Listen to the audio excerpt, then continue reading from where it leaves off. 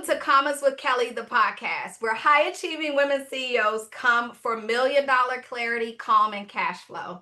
Around here, as you know, we believe your business should fund your life and not consume it. So today I'm joined by someone who lives and breathes this alignment and authenticity, the incredible Cari Kenzie.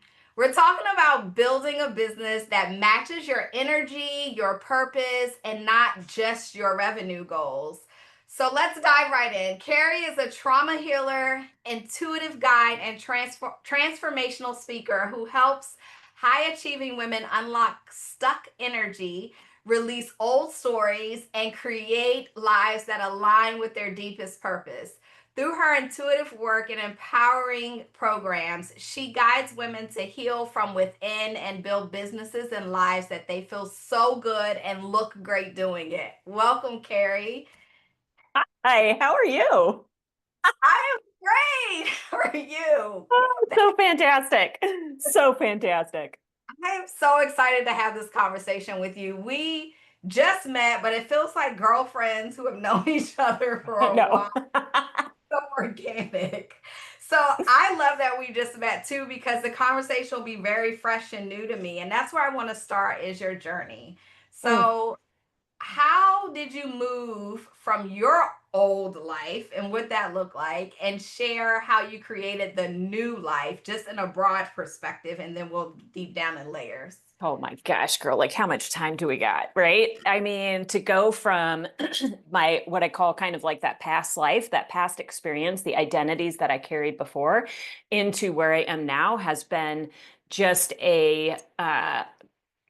I mean, it has been a catapult, but it has been a collection of life experiences that have caused me continuously to break down the things I thought I knew, to break down the ways that I had always done things, to bring me into a place that feels so incredibly aligned with who I really am meant to be and the things that I am meant to do in this lifetime. So I had stepped into owning a marketing agency at 30 years old and grew it from 2 employees up to 18, 21 at one point, multi-million dollars. Fantastic journey. Learned so much in scaling that business into what it had become. And then through a text message that happened on a random day in January, I decided to exit that organization. And I had known there was something different. I had known that there was something more, but I had always thought that this was my retirement, which is kind of fun, right? Like, this is my retirement and this is what I'm going to do. And I didn't think beyond that. When this message came in, it just felt like the right day, the right moment. And that's what I responded. You caught me on the right day. Ended up exiting that company and stepping out, and then really had to spend some time figuring out who the heck I was and what it is that I wanted to bring forward. And it took a lot. I mean, it took a lot to strip down everything that I had known, all the experiences that I had been through. I'd been in Boston in 2013 at the finish line when the terrorist attack happened.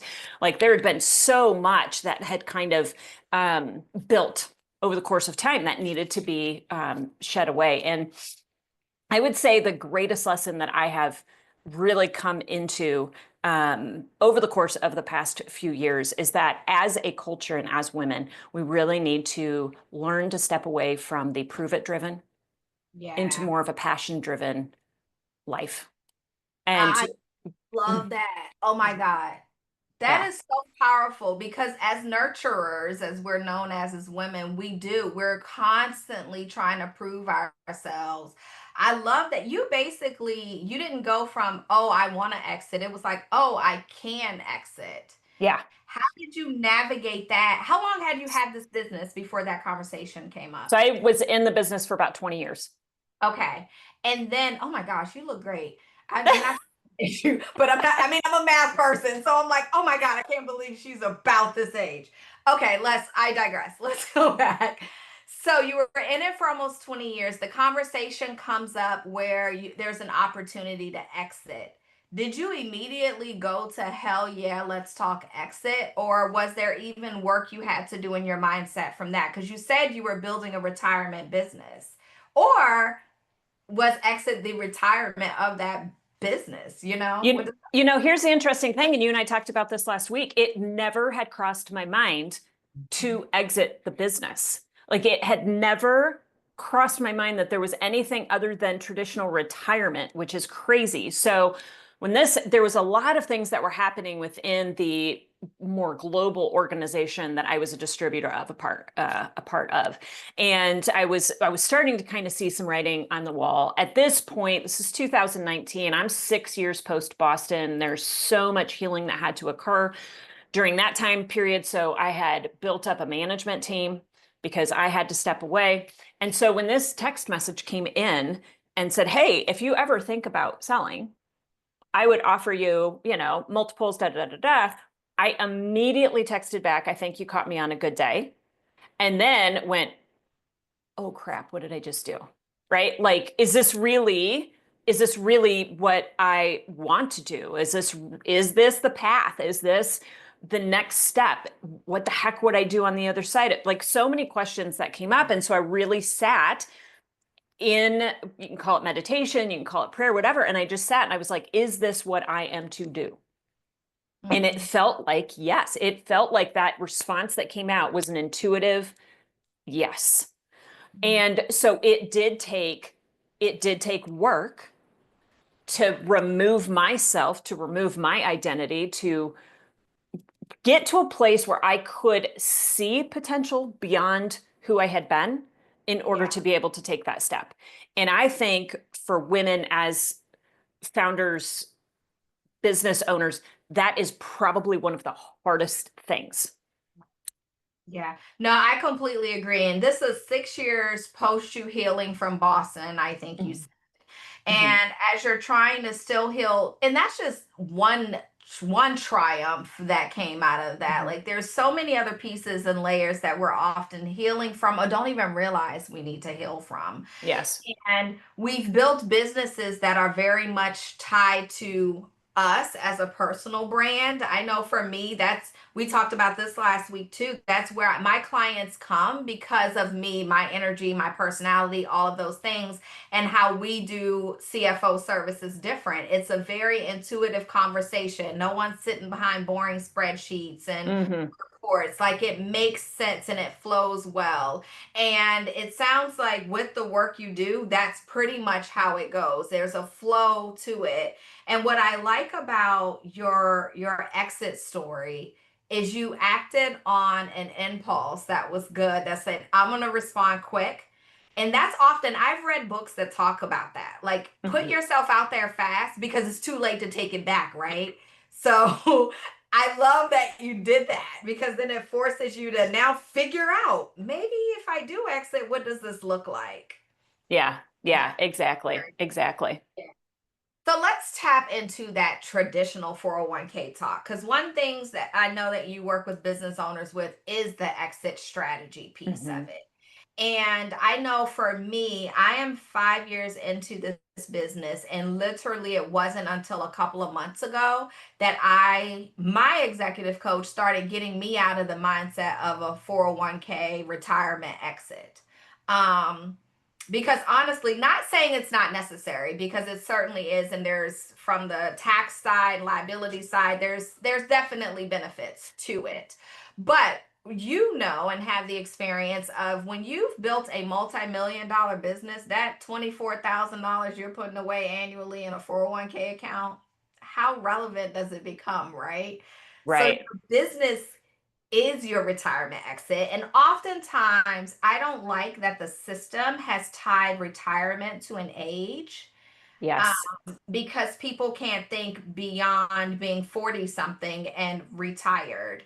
So, when do people come to you? What's their first angst? Like when they come to you, what are they saying initially?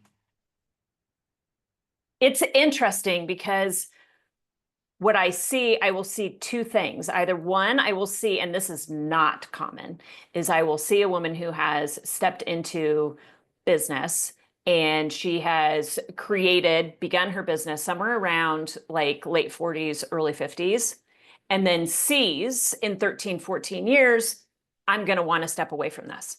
And so, what do I need to do? How do I need to plan in order to be able to do that? That is rare.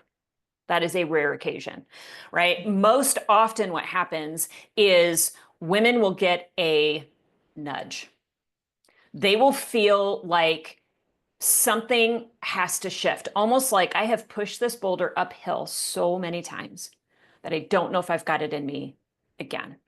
Like I have navigated through recessions. I have navigated through this. I have done this. I've built the business. I've continued to grow. I don't know if I have it in me to do it another time. Or they feel like the business needs to outgrow where they've taken it to. Right. And so at that point, then they may start having the conversation around what does that look like for me? How do I exit this organization? How do I transition out of this organization? And quite honestly, what are even the options? Because many, many times women don't even know that there's options. They see it as like one or two things. Either I've got somebody in the business who can buy it, Yep. right? Or I'm going to pass it on to somebody. Like we don't see the multitude of opportunities. And so Yeah. those are the conversations that we begin to have.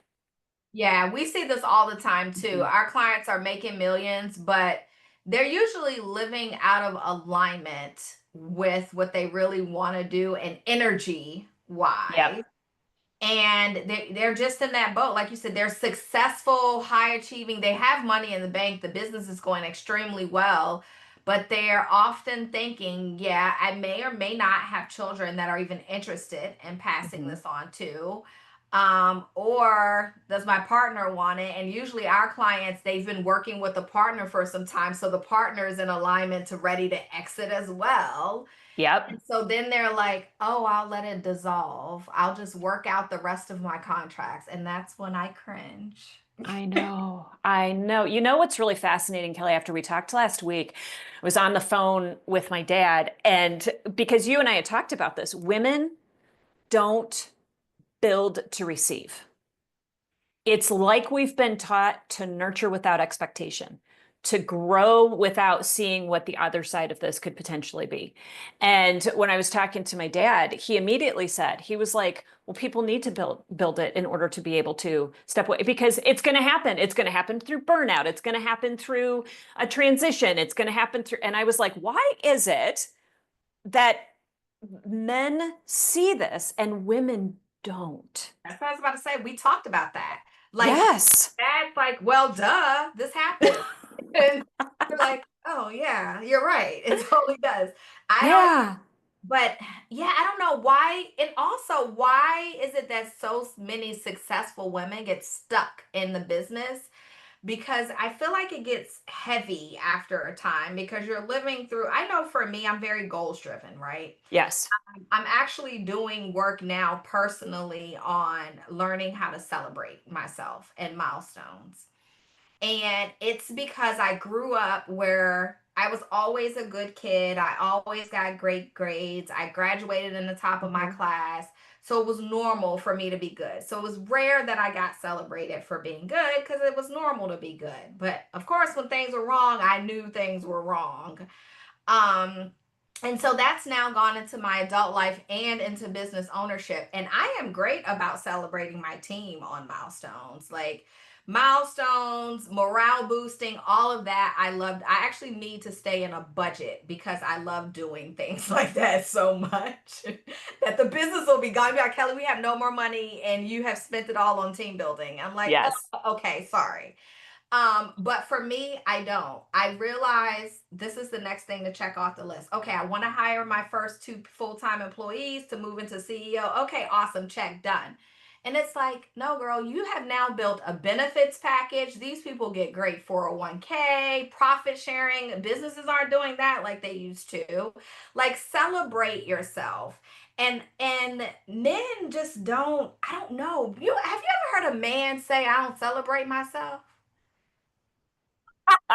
Do you know how many women don't see that they've even accomplished anything? Like it blows my mind. I was doing a workshop for NABO at one of their conferences, and one of the biggest things that kept coming up was imposter syndrome for women. And these are women, top 1% of women who have built organizations that revenue in the millions Yeah. and don't see that they've accomplished anything.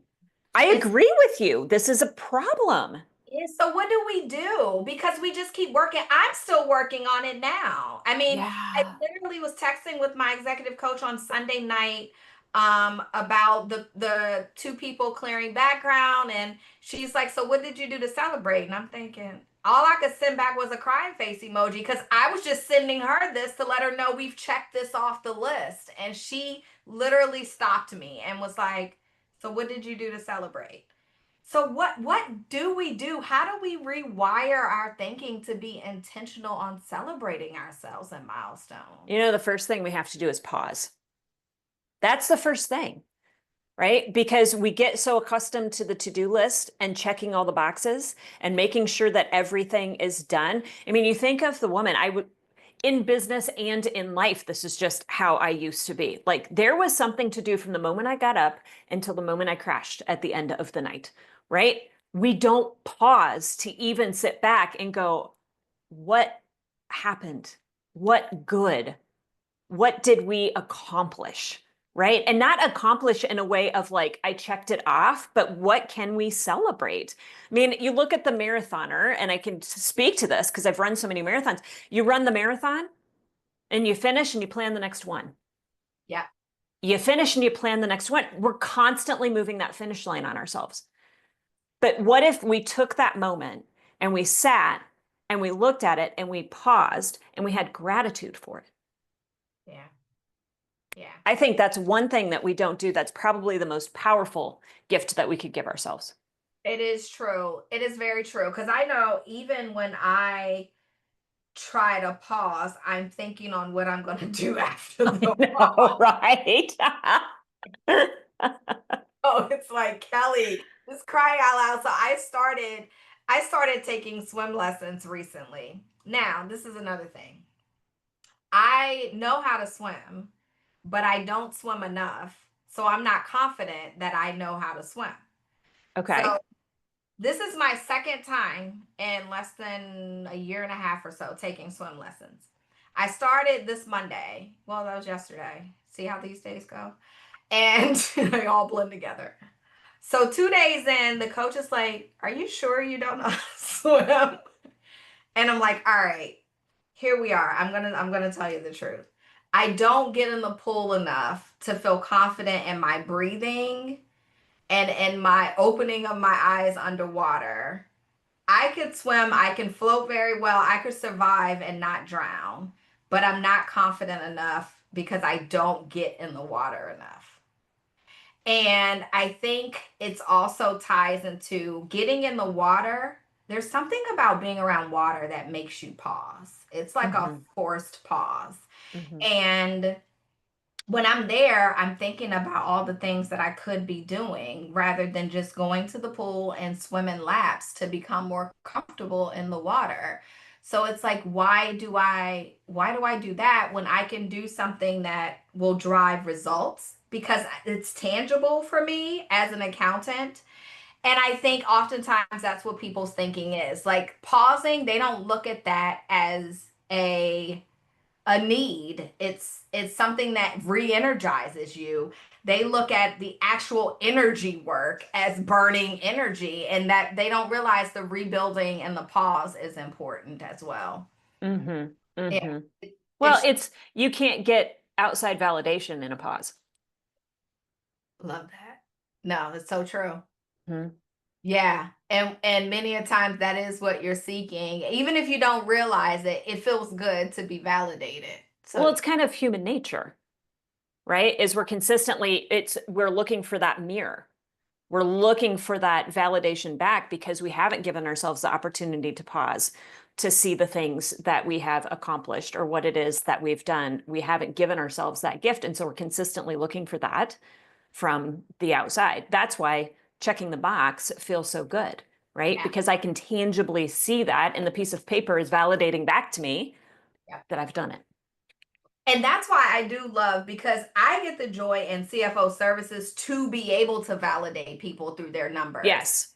and tell them the strategy. So it's like a win-win for me and for them, because I can show them clearly, Yes. this is the win. These are the wins. Here's your financial story. So there's no longer, and it's amazing when the people come to me and they don't realize, I'll tell them, you're going to get the ROI in the first 30 days of working with me. But I can tell you right now, because of my lens of looking into your finances. Then when we have that first onboarding meeting, they're always shocked when I show them the bar of what they've done in the last 3 years and the impacts, because Mm-hmm. they didn't pause. And no one, usually they've never worked with a fractional CFO, so they've never gotten that granular to see a scale that way. Yep. And then when we begin to work on the roadmap to get to whatever the next goal is, that's how they become so successful, because now they know what they've accomplished, and Mm-hmm. they able to have bite-sized goals. And we can now work on what are the new revenue streams, that because typically they have this one business revenue stream, and I'm working with them to become more of them. Like, what's the revenue stream you can build of something you love, like your personal brand and something that you actually would love doing. Mm-hmm. Through that work, it gives them reward because they are enjoying doing it. It's the new thing, it's the new stream that's happening. But they also already know they can afford it because we've Mm. done the roadmap of work. So if I tell them you need to go to Cari and you need to work on, albeit something exit strategy related or energy work or boundaries or listening to their intuition, because Lord knows, I don't know, women, we were born with it, and we don't listen. We don't. But by the time they get to you, they already know the value of the service is there and they can afford it, because we've already done the linear work of the financial piece. And it gives Mm-hmm. them the freedom to be able to say yes and no to what drains them too. And I think Yes. that's a big piece of it as well. So when your clients are working with you, Mm-hmm. what's the thing that makes you get the warm and fuzzies? Like, share a win with me that you were like, oh my God, this made my day, month, year, and gave me the warm and fuzzies. Every single time somebody comes back into an alignment with understanding who they are and why they are, and they get some clarity of, like, they break through the chaos, they break through kind of the fog of what they've been doing um, out of just having to prove something. Mm-hmm. When they can pause for a moment and they bring an awareness to who it is that they innately are, meaning kind of their genius. So I'll work them through like a predictive index, things of that nature, where they can really see this is my genius and this is who I am. And when I'm not in that genius, when I stretch myself outside of that, here's the things that are going to pop up, right? Here's some of the ways that I may behave, I may respond, that my team is going to reflect back to me, right? And when they start to see that and they can get more clarity around how to pull themselves back into that genius area, that's a win, because then everything expands. The business expands, they expand, their team grows. It's more innovative, right? Because all of a sudden they're like, wow, I don't feel like I've got to do 17 things and I'm not needing to micromanage everybody because I trust myself Yeah, in the lane and I bring myself back to the purpose as to why I began this to begin with. exactly. I love that that was your answer, because revenue means nothing if you're energetically bankrupt. Like, if you have nothing else left, then the revenue and the amount of money you're making does not matter. So alignment isn't a luxury. People have It's to, not. it's not. It's alignment is not a luxury. Leadership strategy is very important. And I think a lot of people, and especially women, we struggle in that space, which I don't know, in my opinion, of course, I'm biased. We're some of the best leaders because we're so intuitive and we're so nurturing, but also we can be some of the worst leaders because we are so nurturing as well. So let's talk about, what do you have coming up? What kind of offers can you give our audience that so they can learn more of how to get in touch with you and work with you directly?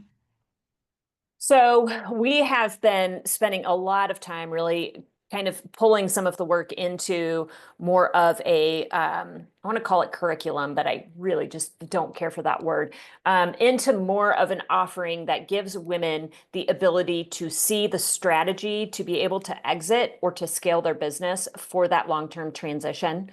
And doing so that hits on all different aspects. So it hits in the strategy, it hits in, your SOPs and your financials and the due diligence and what are people looking for and how do you build your team? And right, we look at all of that and then we take it into that alignment as well. How do we develop the leaders to be conscious, compassionate leaders so that they can step into and help you to continue to build this organization so that you feel confident in the legacy that you're leaving behind as you transition, as you sell, whatever you may do, when you step away from that business, however that might look, do you feel confident in the legacy that you are leaving behind? So we look at all of those different components because 50% of exits are forced.